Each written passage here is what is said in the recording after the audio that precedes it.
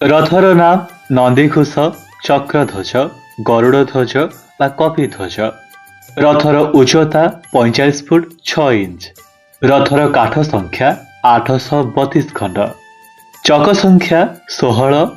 ରଥର ଆବରଣ ପୀତ ଓ ଲୋହିତ। ଧଳା ରଙ୍ଗର 4ଟି ଅଶ୍ୱ, ଶଙ୍ଖ, ବଳାହକ, ଶ୍ୱେତ ଏବଂ ହରିଦ୍ୱାସ। ରଥର ସାରଥୀ ଦାରୁକ। ରଥାଧୀଶ୍ୱର ଶ୍ରୀ ଜଗନ୍ନାଥ ଓ ଶ୍ରୀ ମଦନ ମୋହନ। ରଥର ଦ୍ୱାରପାଳ ଜୟ ଓ ବିଜୟ। ରଥର ଦଉଡ଼ି ଶଙ୍ଖଚୂଡ଼ା। ରଥର ଶୋକଯୁଗଳ ଜୀବ ଓ ପରମ। ରଥର ପତାକା ତ୍ରୈଲୋକ୍ୟ ମୋହିନୀ।